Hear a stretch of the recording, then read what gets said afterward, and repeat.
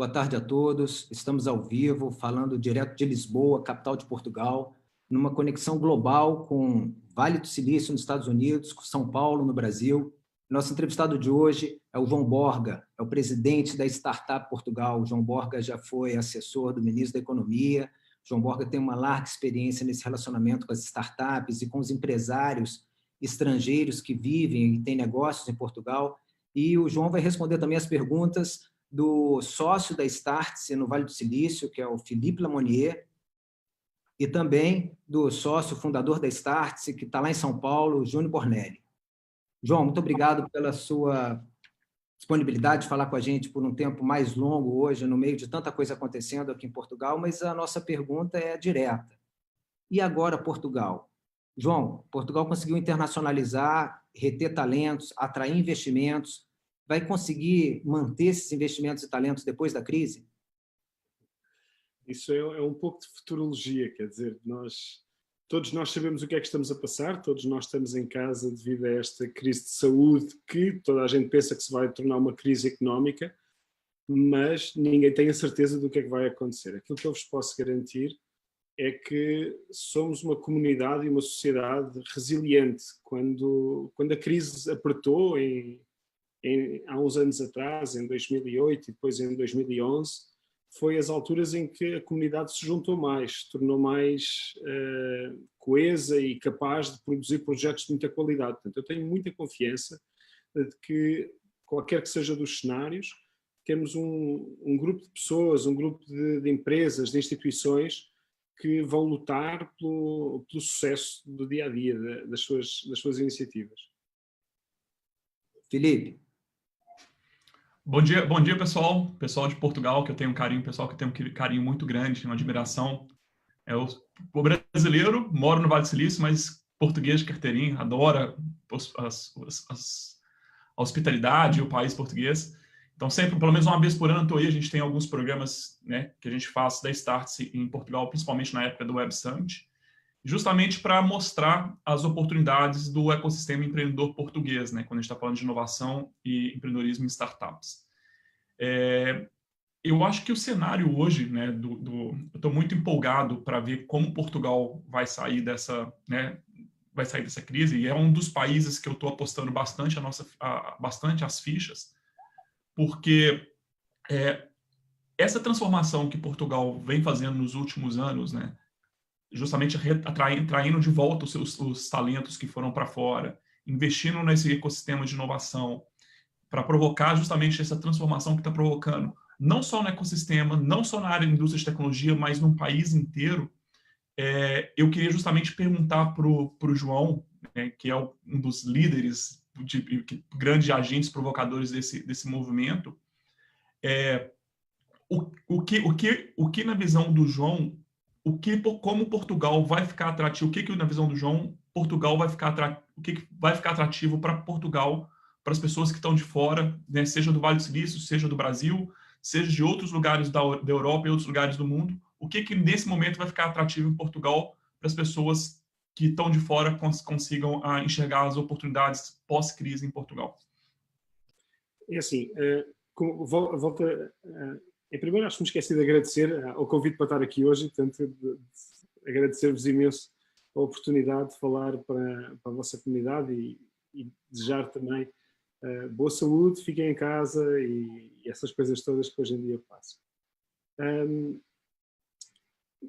Pós-crise, como diria no início, nós não sabemos exatamente o que é que esta crise quer dizer, porque se nós olharmos para aquilo que aconteceu com a Coreia do Sul, a economia retomou muito rapidamente e na China também, e, portanto, há aqui alguma apreensão, principalmente no mundo das startups, onde o dinheiro é levado muito, muito perto daquilo que é o limite, e portanto a pessoa tem o orçamento muito bem contado e tem o capital de risco e a injeção de capital muito pensada para escalar, mas não para aguentar embates de paragem completa do sistema. E, portanto,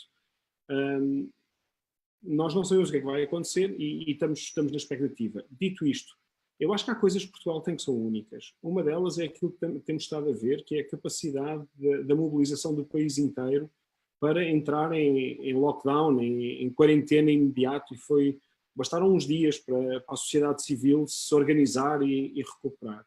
Uma das outras coisas que eu tenho visto, que também acho que vai influenciar na saída, esta capacidade de mobilização vai com certeza influenciar na saída para uma economia mais forte, é também o facto de repente, mais de metade da sociedade se transformou em teletrabalhadores.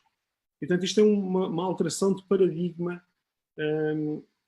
da maneira como funciona e como os serviços digitais produzidos pelas startups vão poder integrar no mercado interno do país, e a capacidade do mercado absorver novos serviços vai aumentar muito, porque as pessoas passaram a utilizar estas ferramentas, passaram a ser capazes de trabalhar em teletrabalho e a perceber o valor disso, desde as indústrias mais tradicionais até às indústrias mais avançadas, que tiveram que efetivamente desmobilizar a equipa toda para fora dos escritórios. Como é que isso vai acontecer exatamente após a crise?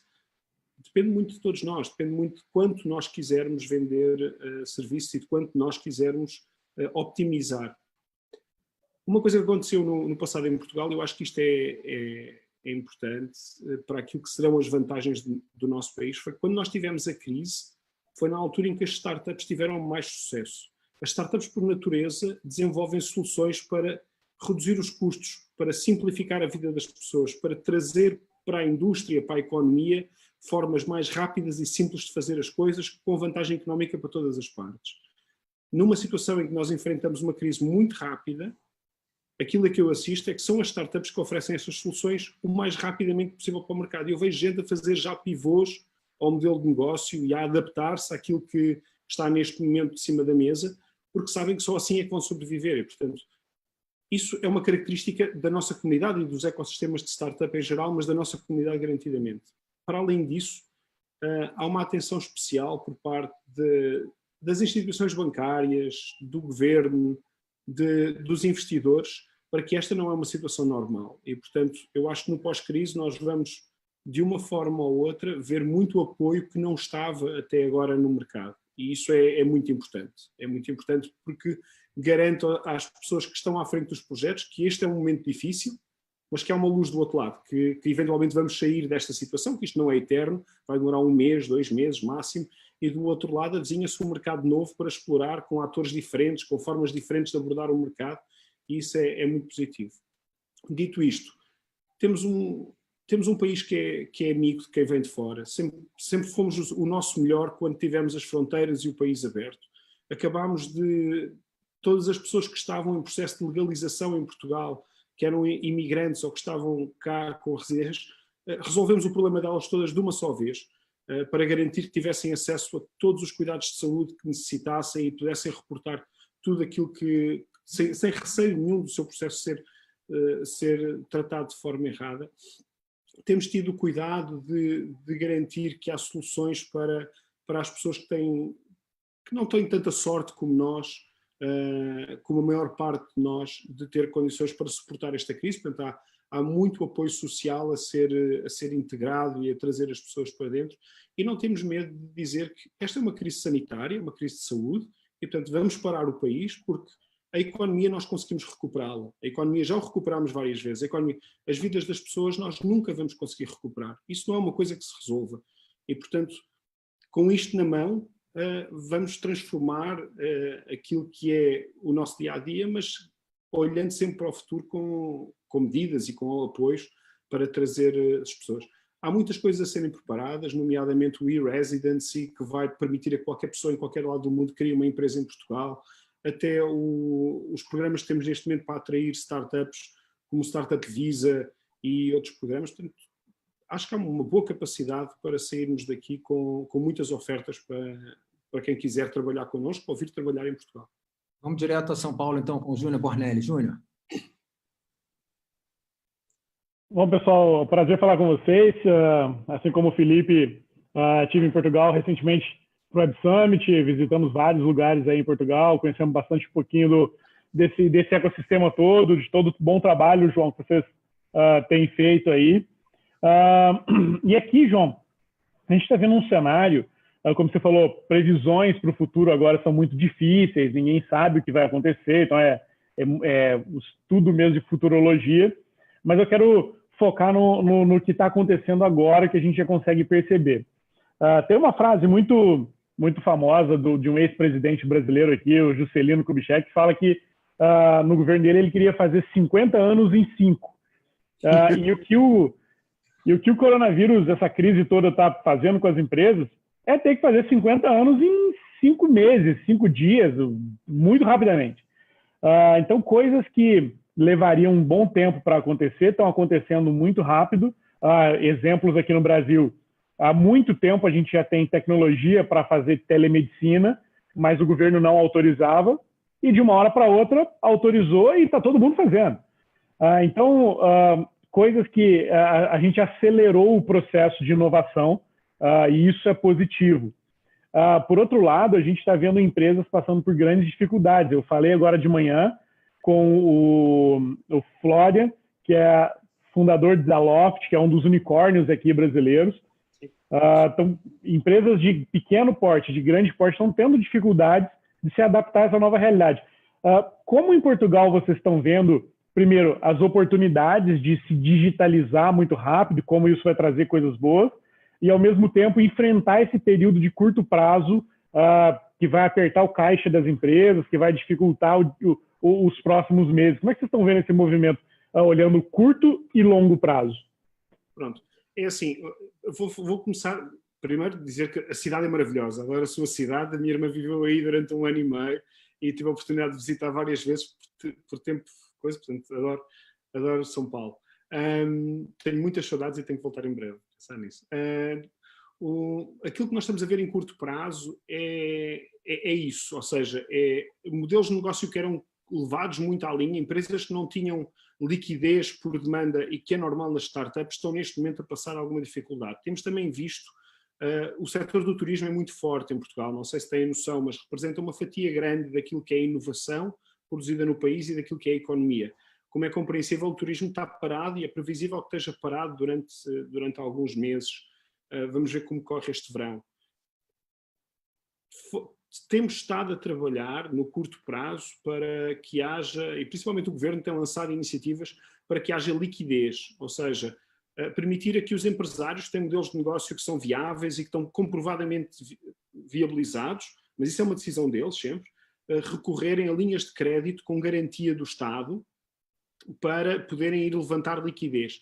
Estamos a falar de uma injeção de cerca de 400 milhões de euros no ecossistema, na comunidade imediata, para além de todos os outros programas que existiam já, como o 200M, para investimento em startups, que está a sofrer algumas alterações para poder ter investimentos que estavam em fase de avaliação saírem mais rápido.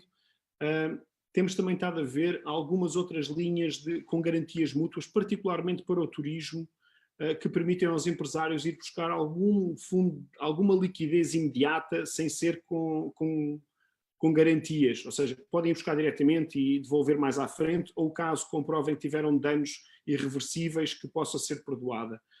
Estas são medidas de liquidez imediata que já foram lançadas a semana passada e que estão a ser adotadas pela maior parte das empresas. Foi criado também um estatuto especial de layoff que permite que uma empresa em situação de paragem absoluta ou de paragem a mais de 40% possa colocar em casa os seus funcionários e o Estado assume, e eu agora aqui não quero enganar ninguém, mas eu julgo que é cerca de 70%, 65% a 70% do salário de cada um desses funcionários enquanto eles estiverem em layoff, que depois voltam a ser reintegrados mais à frente. Então, há um conjunto alargado de iniciativas e é muito dinâmico, ou seja, todos os dias estão a sair iniciativas novas para suportar a economia que permitem que as empresas, quer sejam startups, quer sejam PMEs, quer sejam grandes empresas, estejam a conseguir ou tentem superar isto com o mínimo de impacto possível naquilo que é as suas forças de trabalho e a sua capacidade de sobreviver.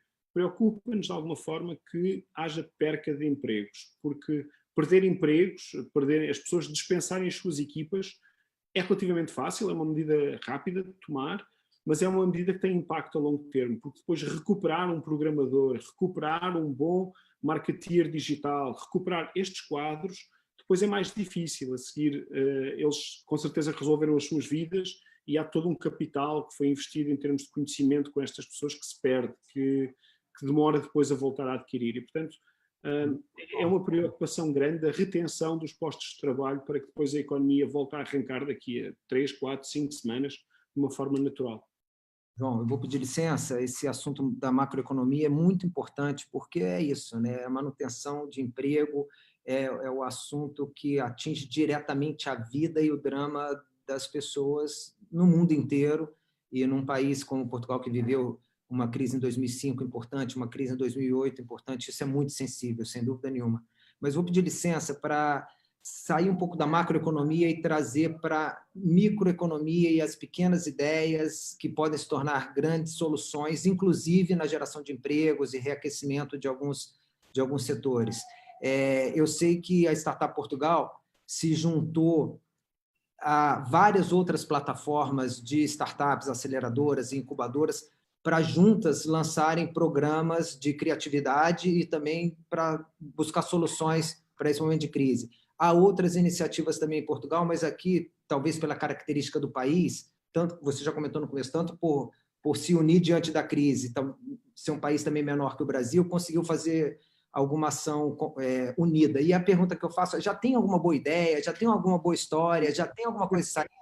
Porque, por exemplo, o Brasil é um país muito grande, né? E muitas empresas, muitas startups, alguns unicórnios, a Startse, que promove junto com a Startup Portugal essa live de hoje, a Startse, eu fico à vontade de dizer, porque eu observei daqui a Startse sendo pioneira no Brasil, ao lançar um super programa de formação executiva, de formação de empresários, de formação de empreendedores, um curso de 100 horas, gratuito, online. Eles foram os primeiros a lançaram de forma parruda, ousada, num processo de reinvenção, e vi que aqui e lá houve algumas iniciativas conjuntas, mas houve muitas iniciativas das próprias empresas tentando criar novos produtos e projetos de uma forma diferente na crise. Ver o que a Startse fez foi lançar um programa gratuito de 100 horas de curso. Não é uma empresa que vive de vender curso, né? Lançar curso gratuito. Mas o que tem aqui em Portugal, de novo, de bacana, de inspirador, que você já viu que ainda não foi publicado, porque as pessoas ainda estão criando lá?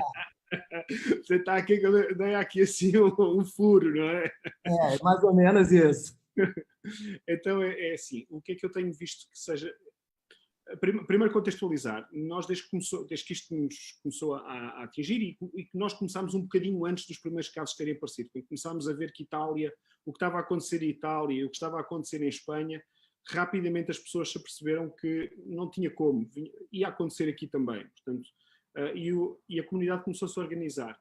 Nós, como Startup Portugal, começámos a fazer trabalho no sentido de explicar às pessoas a questão do teletrabalho, explicar às pessoas as medidas, entrar mais a fundo e repetir, porque nós aprendemos com os anos que não é por explicar uma vez que as coisas ficam resolvidas, é preciso fazer mais vídeos, mais webinars, mais opções. Eu não vejo um vídeo e fico informado, eu preciso de ver vários ângulos do mesmo assunto.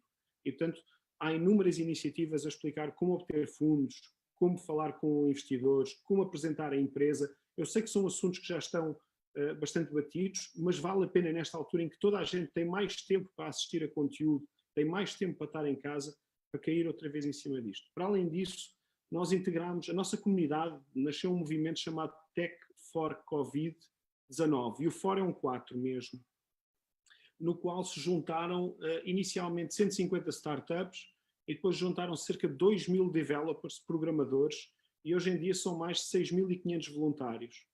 Nesse âmbito estão entre prospects e projetos já em desenvolvimento, temos 23, 24 iniciativas que poderiam chamar startups, mas não são, porque são todas, ou na sua grande maioria, produtos oferecidos à comunidade. E temos desde aplicações para fazer o track, para as pessoas fazerem o próprio acompanhamento daquilo que são os sintomas e o que é que está a acontecer na minha vizinhança, ou seja, se já há casos positivos, se não há, se há gente constipada, etc. E partilhamos isso com as autoridades de saúde, ou seja, as autoridades de saúde, para além dos dados oficiais, conseguem ter dados não oficiais que lhes permitem fazer um mapeamento voluntário das pessoas que estão com sintomas. Mas temos muitas outras iniciativas. Temos uma empresa que faz um serviço semelhante ao da Glovo, a Hub, e que começou a fazer transportes para pessoas para levarem coisas aos idosos, devidamente protegidos, devidamente com os equipamentos de proteção individual todos, começarem a fazer entregas de compras familiar a familiar, de ponto a ponto. Porque se eu tiver uma pessoa que seja mais idosa, que esteja em risco de se apanhar a doença, eu posso não ser a pessoa certa para levar lá o que ela precisa, posso não ser a pessoa certa para levar as compras. Temos uma outra iniciativa que foi live hoje, que é Teams, ver se eu me recordo do nome, Teams for Loan Teams, que é empresas que estejam paradas possam emprestar ou alugar as suas equipas a outras empresas que estejam a sofrer o dobro ou o triplo da demanda. Isto é uma coisa que nós temos assistido muito, que é o varejo, como vocês chamam, ou o retalho, como nós chamamos, tem tido um incremento muito grande daquilo que é a operação online. E precisam urgentemente de gente para compensar durante esta fase da crise esse aumento. Eles sabem que depois esse aumento provavelmente vai reduzir, mas agora precisam de hoje de mais 50 pessoas, amanhã de mais 70 pessoas. Mas nós temos as startups todas da área do turismo que estão paradas, com equipas dessa área. E, portanto, encontramos uma plataforma de negociação, de intermediação, que é gratuita, não cobra comissão, não cobra nada, em que as empresas podem fazer um matching e encontrar as suas contrapartes, a sua nêmesis, quem está a precisar de ceder a equipa e receber algum tipo de compensação ou de manter a equipa ocupada. São 25 iniciativas, podem encontrá-las no techforcovid.org, mas aquilo que particularmente eu acho que foi diferente, e eu penso que deve estar a acontecer um pouco por todas as comunidades, se não tiver, arranquem já, foi a capacidade das pessoas que têm estes conhecimentos porem essa capacidade à disposição da sociedade e com isso conseguirem resolver problemas como adquirir ventiladores, como fabricar máscaras, como fabricar os tão famosos ventiladores das unidades de coisa. Eu soube hoje que temos o primeiro ventilador, os primeiros projetos open source de ventiladores feitos em Portugal foram hoje libertados, ou seja, qualquer indústria pode ir pegar naquilo sem IP, sem propriedade intelectual e fabricar com impressoras 3D e com motores e com outras coisas ventiladores de urgência. Não são da qualidade ou do calibre dos hospitalares, mas numa situação como está a acontecer infelizmente em Espanha, em que estão a morrer 1000 pessoas ao dia, qualquer ajuda penso que seja uma boa ajuda. E, portanto, que bom que tudo isso está acontecendo mesmo. O furo você não deu, né? A história boa. Passei um para si, que foi uma que foi lançada no Vale do Silício. Felipe Lamour é sócio da Startz. João, você tocou num ponto importante há duas falas tuas atrás, dizendo que, né, sempre existe oportunidade pós-crise, né? E que justamente as startups podem surfar essas oportunidades com modelos, trazendo modelos simplificando a vida das pessoas, trazendo eficiência, reduzindo custos. E eu consegui fazer uma associação disso com o Vale do Silício e as crises que o Vale do Silício enfrentou, né? Então, principalmente as últimas que eu me lembro, as últimas que eu tinha idade suficiente para me lembrar. Antes disso, eu não consigo compartilhar minha experiência. Mas a primeira delas foi a crise da bolha.com, né? Que foi no auge do ano 2000. Depois dessa bolha, as grandes empresas hoje de internet, como Google, Facebook, foram empresas que surfaram isso e, de fato, se transformaram e, de fato, consolidaram o seu negócio. Foram empresas que ou nasceram antes, um pouquinho antes disso acontecer, né, naquele cenário onde tudo era startup, onde tudo era empresa de internet, e depois, né, da crise, é como se viesse uma onda, varresse aquilo que era espuma e ficassem realmente quem estava fazendo um trabalho sério. Crise de 2009, crise financeira, exatamente a mesma coisa, né? A quantidade de empresas dessa gig economy, que é chamada gig economy, que nasceu pós-crise de 2009, também, ou que não nasceram pós, ou que nasceram antes e se consolidaram um pouco tempo depois, que foi o caso do Airbnb, né, que as pessoas, de fato, iam viajar para a cidade de São Francisco com preços de hotel caríssimos, difíceis de encontrar. 3 malucos, estudantes de designer, criaram uma solução para disruptir o mercado e a indústria hoteleira. Né? Mesma coisa com Uber, né? Dispensa comentários. Eu volto com essa pergunta para ti. Né? Como eu trouxe esses casos mostrando que o Vale do Silício se reinventou e saiu muito mais forte, né? O próprio ecossistema, as empresas que se consolidaram depois dessas crises, e acredito eu, né, que depois dessa crise do coronavírus que está implantado, de novo, essa onda vai bater, vai levar a espuma embora, e as empresas que estavam fazendo coisas relevantes vão voltar cada vez mais forte. Pergunta para ti, com essa perspectiva de pós-crise, né? Eu quero insistir com isso porque a gente, né, a gente que trabalha com inovação, a gente tem que tentar sempre projetar os possíveis cenários futuros. Na tua visão, quais são, considerando Portugal enquanto país, quais são, na tua visão, as melhores indústrias para se empreender com startup e tecnologia no pós-crise depois de Portugal? Não tenho muitas dúvidas. Ok, há de haver coisas mais específicas, por exemplo, no setor da saúde, das startups de biotech, vai haver mudanças. Vai haver mudanças porque a rapidez de reação, a tecnologia tem que ser melhor, tem que ser mais rápida. Não, independentemente de termos testes ou não termos testes, há um conjunto de informação, de partilha de informação, de sistemas de comunicação, de análise dos resultados, de transferência disso, e tudo isso que é telemedicina, medicina rápida, biotech, quer seja apps ou não, isso vai ter, de certeza, uma volta grande. Também porque eu penso que isto vai ter mais demanda, que esta crise não vai desaparecer imediatamente, não vai ser dia 31 e acabou. Ou seja, vamos assistir a várias vagas cada vez mais pequenas desta situação. Em termos daquilo que é o resto da economia, principalmente na tech, na área mais tech, eu acho que se nós pensarmos que de repente temos 2/3, pelo menos 1/3 da população mundial está neste momento em quarentena e a trabalhar com tecnologia em casa, e provavelmente mais de metade ou metade da população está nessa situação. Nós vimos a democracia mais populosa do mundo, fechou-se a Índia, em 4 horas parou o país. Quais é que são as tecnologias que ainda estão em falta? E às vezes nós temos um Asana, temos um Monday, temos um conjunto de ferramentas para gestão de projetos e gestão de equipas que são boas. Temos um Slack que vai sair daqui de certeza muito reforçado. Temos tudo quanto é teleconferência a sair. Mas será que estamos a atingir todas as áreas daquilo que é necessário para as pessoas trabalharem remotamente?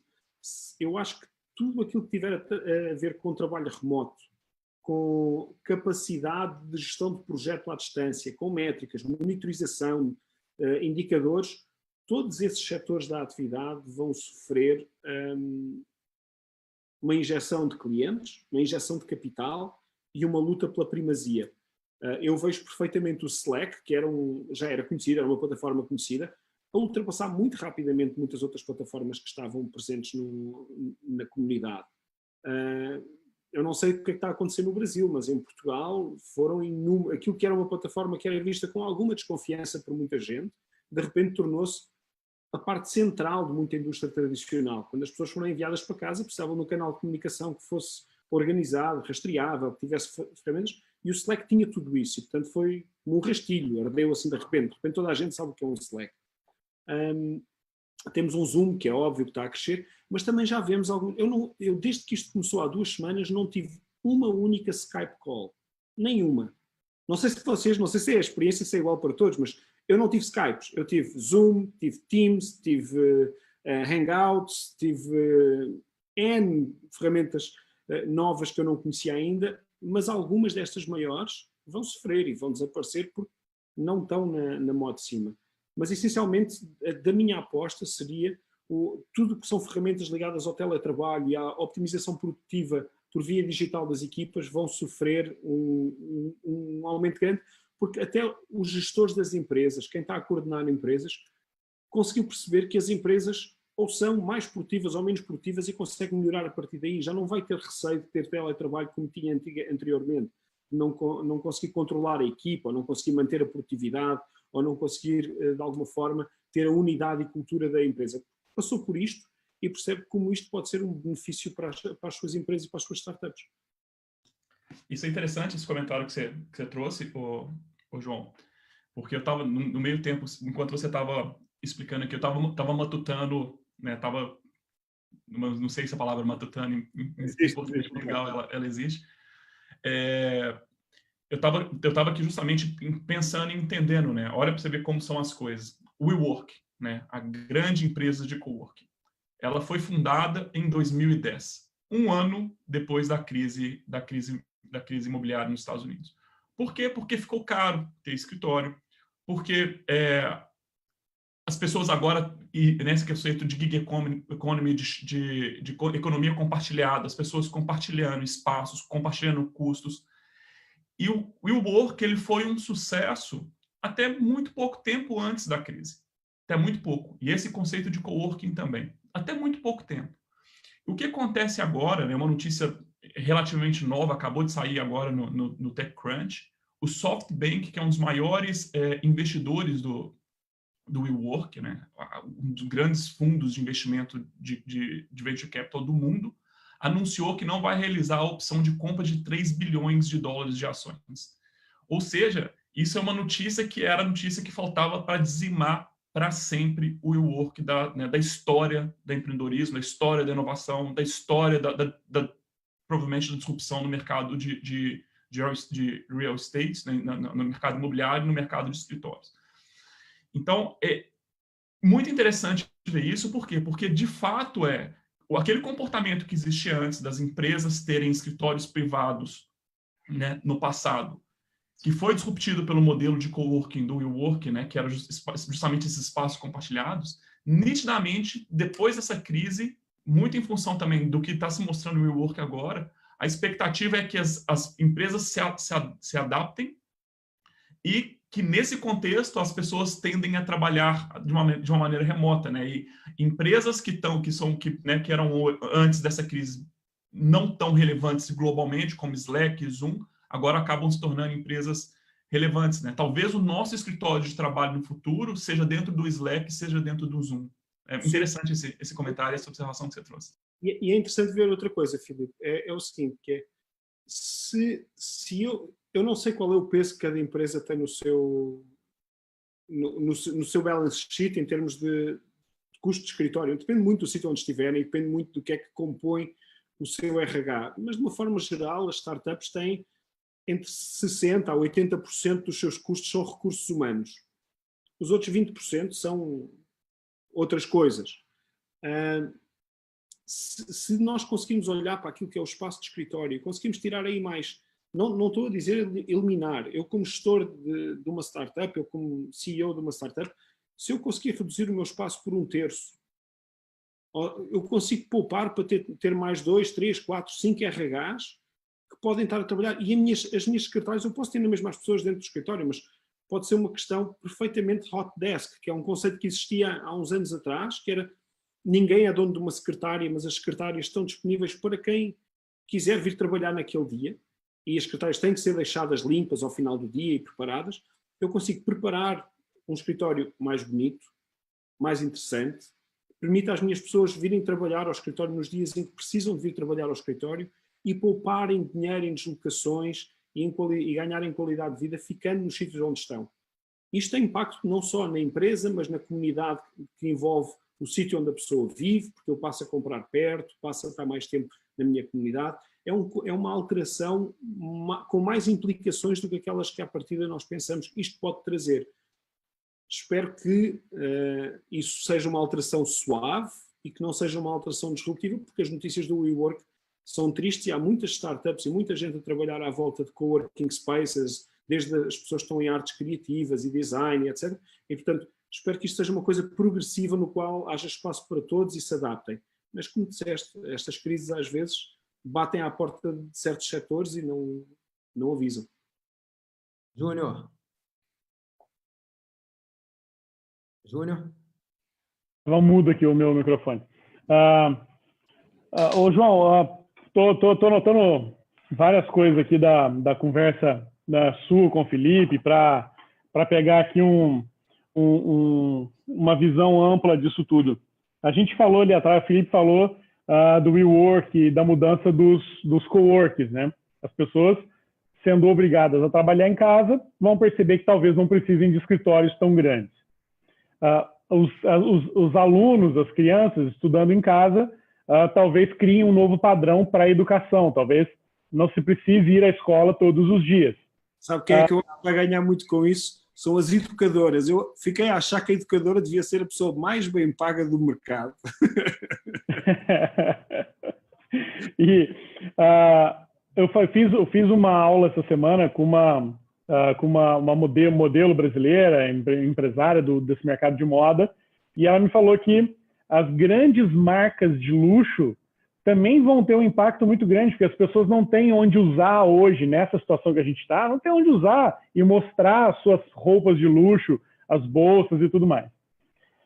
O que parece é que a gente começa a desenhar um novo padrão de consumo, né?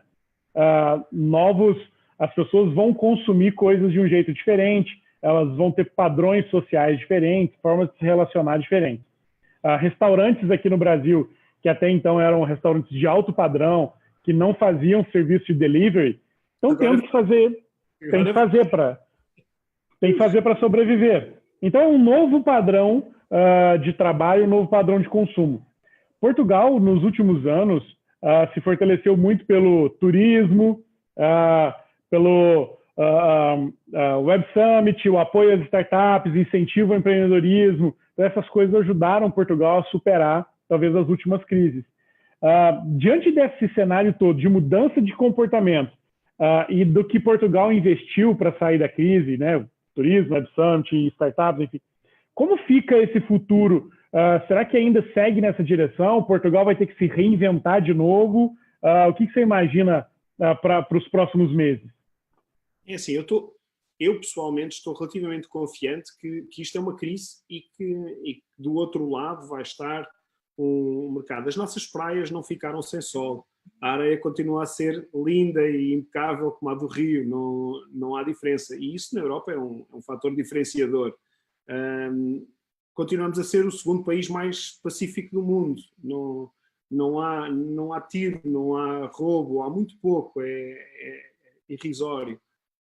Continuamos a ser um dos países mais acolhedores para o estrangeiro e, portanto, estamos confiantes que isso são coisas que não mudam, que não desaparecem. Aquilo, não sei, ficou... Ok. O que eu acho é a aposta na tecnologia, nas startups e na inovação não é uma coisa de pensar que é para agora. Isso é uma coisa para sempre. Tem que ser sempre. Não é uma coisa... Porque você está hoje a apostar nisso, mas daqui a 5 anos tem que estar a apostar igual, porque a tecnologia para o futuro será outra e você está a apostar noutros setores, noutra tecnologia, noutras equipas, mas isso tem sempre que existir, porque senão vai ficar para trás. Com a velocidade com que o mundo e com que a economia está a mudar e os seus ciclos cada vez mais curtos, não fazer de uma forma séria e dedicada por parte dos governantes e por parte da sociedade é só perder o comboio. E quem perdeu o comboio não sabe quando é que ele volta a parar. Portanto, eu acho que isso é garantido. Em relação ao turismo, nós temos que ver qual é que é o impacto que isto vai ter na aviação, porque o turismo em Portugal é, como todo o turismo, bastante dependente da aviação. E a aviação parece-me que é um setor que está a sofrer muito, com muito apoio dos governos, mas está a sofrer muito. Portanto, temos que ver, porque sem aviação, ou com uma aviação fraca e reduzida, vai ter um impacto que tem que ser trabalhado. Dito isto, Portugal não só investiu no turismo para receber as pessoas, mas tem investido nos últimos 3, 4 anos muito em startups e em tecnologia para integrar a cadeia de valor do turismo. E nesse sentido faz toda a lógica continuar a investir nisso, porque, como estavam a dizer há pouco, nós não sabemos como é que vai acontecer a seguir, mas vai acontecer alguma coisa a seguir. E ter startups tecnológicas e ter tecnologia para alimentar essa cadeia de valor é garantidamente uma forma de estar envolvido onde quer que seja que o mercado cresça, vai crescer juntamente com essa cadeia de valor e, portanto, essas startups vão crescer com ele. Vou aproveitar essa pergunta do Júnior, porque o que o João Borga falou aqui, Júnior, do sol, do ser o segundo país mais seguro do mundo, que no mundo dos negócios isso poderia ser chamado de soft skill para trazer negócios, né? Na vida da pessoa, o soft skill é a empatia, é a inteligência emocional. No mundo do país, isso talvez fosse soft skill do país. Por outro lado, e isso acontece, eu estava antes dessa crise do coronavírus, num jardim aqui em Lisboa, que chama o Jardim da Estrela, conversando com um francês, CEO de uma empresa de tecnologia, de segurança em tecnologia da informação, que tem escritório em Paris e Nova York. Aí ele tinha 1.500 funcionários em Paris, 1.200 funcionários em Nova York e 100 funcionários em Lisboa. E ele abriu para mais 300 vagas de programadores. 80% dos candidatos queriam em Lisboa, e ele não tinha estrutura para receber em Lisboa. Lisboa era só uma pequena base. E aí ele foi atrás dessa informação, né? Um cara de ciência de dados falou, que história é essa? O soft skill, Paris e Nova York. Por outro lado, eu sou um brasileiro que vivo em Lisboa há 1 ano e 2 meses, estou empreendendo, montando negócios aqui, começa a olhar de longe assim, que quando a crise aperta também, todo mundo se protege, né? Será que o português vai se proteger do estrangeiro daqui para frente, João? Eu fui imigrante. Eu vivi em vários sítios do mundo. Eu vivi em África, vivi em outros países da Europa. Praticamente todos os meus amigos, se não foram imigrantes, têm alguém muito próximo, mulher, pai, irmã. O que eu quero dizer com isto é que quase todos nós já vivemos noutros sítios, quase todos nós já sofremos ou tivemos a vantagem de estar em países que eram abertos, que trabalhavam com outros e que recebiam bem. Portanto, esta coisa da cultura de receber bem não é uma coisa que nos é ensinada de pequenino, a dizer você tem que receber bem. Não, é uma coisa que toda a gente viveu na pele. E, portanto, toda a gente gosta de receber bem ou tratar corretamente quem está de fora e com uma particular atenção, porque já passou por isso, já soube o que é estar fora do seu país, já soube, às vezes que é difícil. Claro que há gente, em todas as sociedades, há gente que não se comporta da forma mais correta, mas esta é a cultura, é aquilo que se sente no país. E a sua motivação é uma soft skill, mas é adquirida por cada um. E, portanto, eu penso que isso não vai mudar. Isso não vai mudar e nós temos neste momento um dos maiores volumes de pessoas estrangeiras em Portugal. E isso não aumentou a xenofobia, não aumentou o racismo. Acho que o facto de passarmos por uma crise de saúde, se fizer alguma coisa, é aproximar as pessoas. E o sinal foi dado pelo governo. Ao legalizar, todos os estrangeiros que estavam em processo de legalização e todas as pessoas que estivessem em conformidade em Portugal, instantaneamente, está a mostrar qual é a atitude do país, que é uma atitude de receber as pessoas, de acolher e de tratar como cidadão quem está cá e quem está a ajudar. Tá bom, João. Não, e eu posso... Fala, João. Júnior. Felipe, se eu pudesse complementar, o mundo é um mundo globalizado por conta dos portugueses e por conta de Portugal. Se não fosse... Sim, desde a época, né, 500 anos atrás, se não fossem por vocês, o mundo não seria tão conectado, né? Não muito antes da internet, né? Quem criava justamente as conexões entre o mundo eram as caravelas portuguesas. Então, os portugueses, né, enquanto população, de fato, são pessoas que estão o tempo todo fazendo negócios no mundo inteiro, isso quase que desde a sua origem. Mas eu acredito que Portugal, sim, de fato, vai continuar com os braços abertos, como sempre esteve, porque mesmo em momentos difíceis na economia portuguesa, sempre esteve aberto para pessoas de outros países, para outros povos e outras culturas. Mas eu acredito que vai, sim, surgir uma onda de nacionalismo no mundo depois dessa crise. E vocês que estão nos acompanhando aí de Portugal, se vocês são abençoados por não viverem isso, né? Não compartilhar, não vão ser as pessoas que vão compartilhar disso no futuro, né? Porque a globalização é um caminho sem volta. Mas em função de toda essa crise sanitária, essa crise de saúde que está acontecendo no mundo, bandeiras nacionalistas vão ser levantadas cada vez mais forte. E na minha visão, eu acredito que o mundo vai pelo menos tentar se fechar um pouco mais nesses movimentos de globalização. Pô, quem sabe, né, talvez, se isso acontecer aqui no Vale, eu tenho certeza que o meu próximo destino vai ser certamente Lisboa, que é uma cidade que eu amo, um país que eu adoro e tem a melhor comida do mundo. Felipe, vou começar a trabalhar para isso, hein? Eu vejo alguns sinais disso. Nós temos visto alguns sinais, mesmo dentro da própria União Europeia, que é normalmente, dentro de um certo balanço, bastante aberta. Então, internamente, dentro da própria União, é muito aberta. Mas nós temos visto isso com alguma apreensão. Vemos os Estados Unidos fecharem as fronteiras, literalmente, a países que, se calhar, não tinham que fechar as fronteiras, e já víamos antes da crise as questões das negociações com a China, das negociações com outros países. Mas há aqui uma franja, há aqui uma parte que eu acho que nos compete a nós, que é das startups, que é do nosso mundo, que é da tecnologia, e nos bits and bytes e nos serviços que são cobrados e pagos em cryptocurrencies e em moedas e na forma de prestar serviços digitais, eu estou convencido que a caixa de Pandora foi aberta. Não há mais como fechar essa caixa. A partir do momento em que você tem país, como Portugal vai ser um deles, em que aceita que você crie uma empresa a partir de qualquer lado do mundo, em que você tem ferramentas de pagamento que são internacionais e que lidam com moedas que não são ligadas a um Estado, eu acho que nós vamos ver uma alteração muito grande naquilo que é o protecionismo e como é que ele se comporta, porque aquilo que eram as regras e a maneira de fazer as coisas há uma década atrás não vai servir para a próxima década. Muito bem colocado, João. E uma coisa que a gente fala, né? Eu morando aqui no Vale do Silício há mais de 5 anos e convivendo e entendendo e estudando o tempo todo o que faz do Vale do Silício ser o que o Vale do Silício é. Um dos motivos que faz o Vale do Silício ser o principal ecossistema de inovação do mundo, mais forte, onde basicamente tudo que impactou a nossa vida nos últimos 50 anos saiu desse lugar, né? Isso desde o primeiro computador pessoal, a conexão da internet, até tecnologias mais recentes como Uber, Facebook, Google e por aí vai.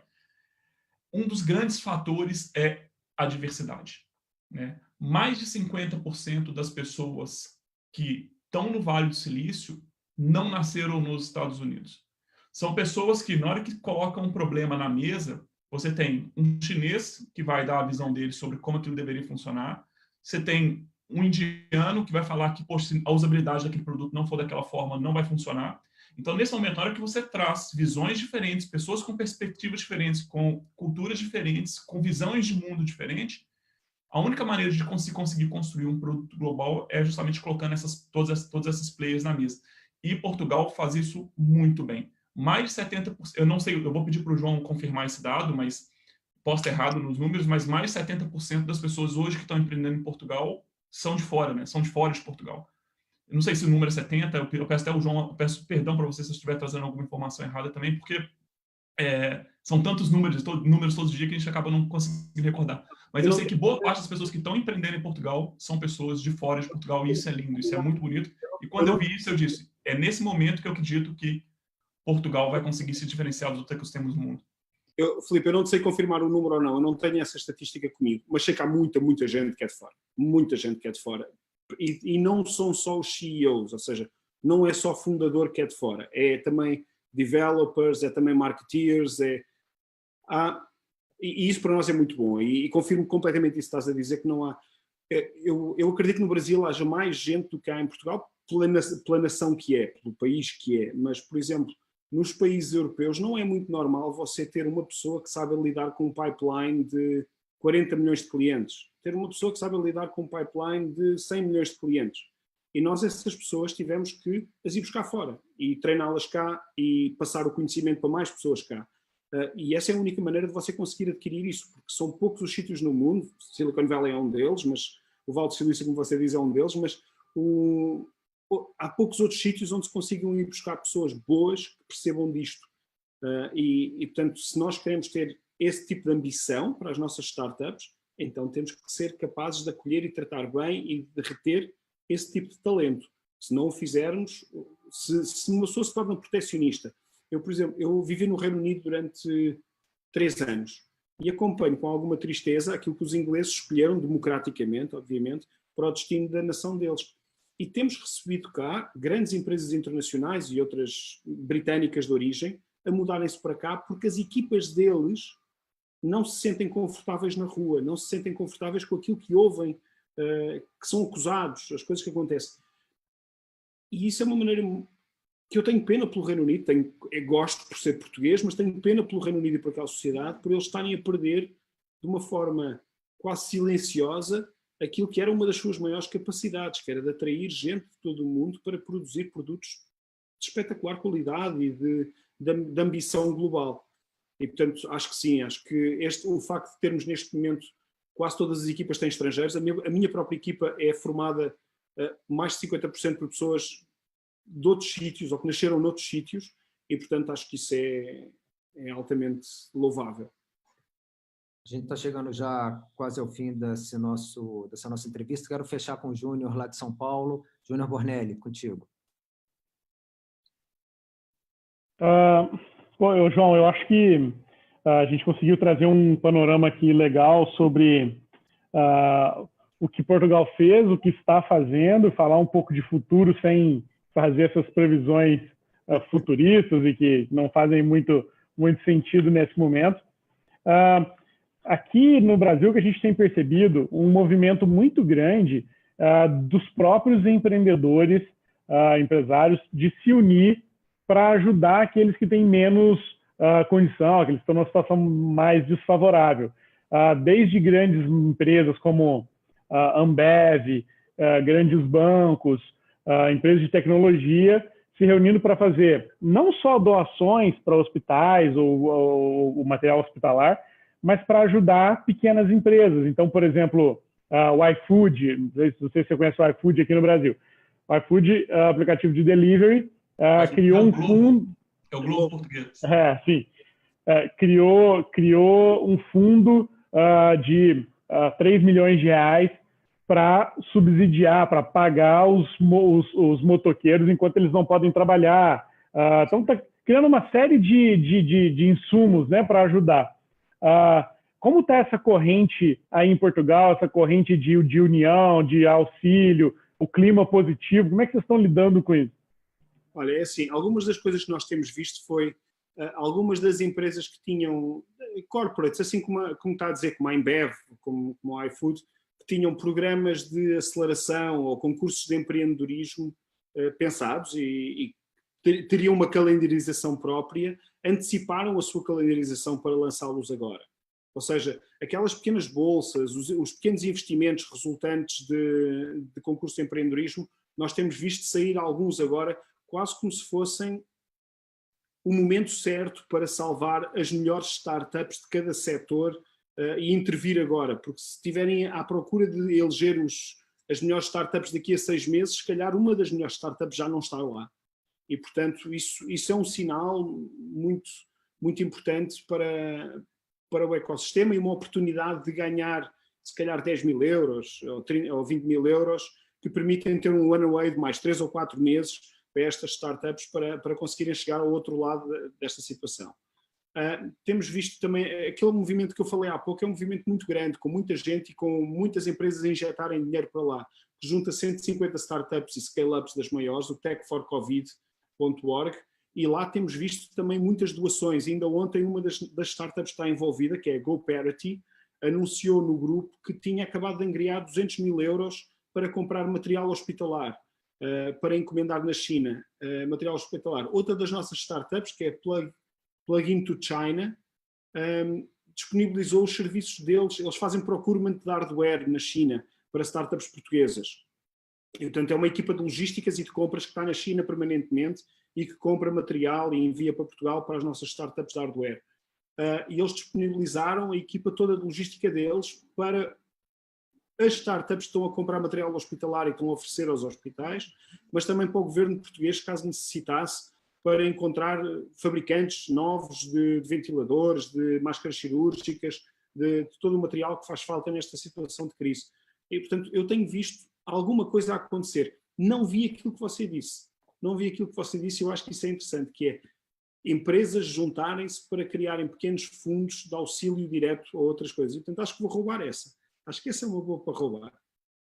A gente queria trazer uma sua, você está pegando uma nossa, né, João? Mas eu estou dando 25 para você, é só correr ela, não vou dizer elas todas, é só correr, está lá. E o código, na maior parte delas, é gratuito, está no GitHub, e portanto, se quiserem levar para o Brasil alguma coisa, entrarem em contacto ou comigo, ou diretamente com a equipa do Tech for Covid, e conseguimos organizar isso, fácil. Muito obrigado. Tá? Para quem entrou agora, o João Borga é diretor-geral da Startup Portugal. A Startup Portugal se juntou à Leeuwen e criou um movimento que é o Stay Home, Keep Growing, e o pessoal do Stay Home, Keep Growing, que apoiou muita gente da Startse o projeto de fazer essa conexão Startse global, juntando São Paulo, Vale do Silício e Lisboa. E te agradeço muito, João Borga. E para fechar, quero mandar lá para o Vale do Silício com o Philippe Lamonier, que vai trazer as últimas informações aqui desse programa da Startse, que é um programa gratuito, global, no mundo inteiro. Obrigado, João, por esse prazer em compartilhar essa 1 hora contigo. Acho que, acho que quem ganha somos nós que estamos aqui. Acho que foi um bate-papo super bacana e parabéns por esse movimento, né, que Portugal está fazendo já há alguns anos com Startup Portugal. Acho incrível, eu sou super fã e queria que essas iniciativas acontecessem em mais lugares pelo mundo. Eu sou super fã mesmo. Eu acho muito interessante. E justamente nesse caminho que o Júnior acabou de comentar sobre, né, as comunidades se unindo para ajudar as pessoas, né, e tentar buscar um momento de otimismo, é uma das coisas que a gente decidiu fazer com a Startse, né? Enquanto, acho que certamente deve estar acontecendo isso em Portugal, está acontecendo isso aqui nos Estados Unidos, na hora que você liga a televisão, são só desastres, né? É tantos mortos, hospitais sem capacidade, é muita tristeza o tempo todo, e a partir do momento que a gente passa a consumir, e só consumir, não que consumir esse conteúdo é importante, mas quando a gente passa a consumir só esse conteúdo, isso nos joga para um caminho de que a gente começa a ficar sem esperança de quando isso tudo de como vai ser o mundo pós esse movimento. E pensando nisso, a gente resolveu criar, vou compartilhar com vocês aqui agora rapidamente a minha tela, só um minutinho. A gente resolveu criar um movimento no Brasil chamado Restartse. Vou compartilhar aqui. Você quer ir falando, Júnior, enquanto eu aproveitar que o Júnior foi o grande pai desse projeto? É assim, esta é uma crise sanitária, é uma doença, nós já temos a experiência de ver o que aconteceu na Coreia e na China. Isto vai passar e vai passar, não demora tanto tempo. Não estamos habituados a isto, mas há esperança, não há coisa. Se nós todos ficarmos em casa e cumprirmos aquilo que nos estão a dizer, até pode passar sem grande impacto nas nossas vidas. Isso é o principal. Isso é o principal. Isso é o principal. Então, deixa eu compartilhar aqui. Esse é o movimento que a gente está fazendo. A gente decidiu, né, nós da Startse, uma empresa com... Né, hoje a gente está fazendo um trabalho o nosso propósito o nosso mercado é o da educação executiva no Brasil, e a gente decidiu, né, dedicar boa parte do que a gente está fazendo hoje para distribuir mais de 100 horas de conteúdo gratuita para justamente algum alento para as pessoas que estão nos acompanhando, empreendedores, profissionais que estão no mercado, para falar sobre 4 grandes frentes, né? Justamente sobre o ponto de vista profissional, né? Como que você, enquanto profissional, pode se reinventar para se manter competitivo nesse mundo que se transforma de uma maneira muito rápida. Consequentemente, nesse mundo que se transforma de uma maneira muito rápida, as organizações, que é uma outra vertical, né? Como se manter competitivo, né, diante de toda essa transformação. A terceira linha é a linha de novas tecnologias e novos modelos de negócio, o que está surgindo nesse momento e o que vai ficar forte após esse movimento todo de crise. E o quarto ponto, Júnior, me ajuda, fugiu a cabeça, o quarto ponto é o ponto eu falei sobre profissional, as corporações, novas tecnologias, novos modelos de negócio. E como criar projetos inovadores dentro de grandes empresas. Isso aí. Então, esse é um pouco do que a gente quer compartilhar. São mais de 100 horas, 100% gratuitas que a gente está distribuindo em português. E vocês que estão em Portugal, vocês quiserem ter acesso e conhecer um pouquinho mais desse trabalho, só escaneiem esse QR Code. E por ser um conteúdo 100% em português e não focado somente no Brasil, a gente traz conteúdos da China, trazemos conteúdos do Vale do Silício, aqui do Vale do Silício, trazemos conteúdos do Brasil também. Né, e quem sabe a gente vai ter nos nossos próximos papos aqui pessoas de Portugal também. E acho que esse movimento é um movimento muito legal que a Startse encontrou para ajudar pessoas, empresas, empreendedores a superarem esse momento de crise com otimismo, com boas perspectivas, e é isso que a gente espera, e é isso que a Startse acredita. Pessoal, muito obrigado por compartilhar esse tempo com vocês. Muito feliz de ter mais uma vez, João, de estar com você aqui, de te conhecer também. William, Júnior, muito obrigado e até a próxima. Valeu, pessoal. Valeu, Portugal. Um abraço grande.